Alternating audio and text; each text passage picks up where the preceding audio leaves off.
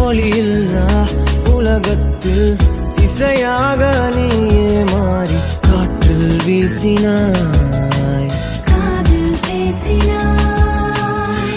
மொழியில்லா மௌனத்தில் விழியாலே வார்த்தை கோர்த்து கண்ணால் பேசினாய், கண்ணால் பேசினாய். 100 ஆண்டு உன்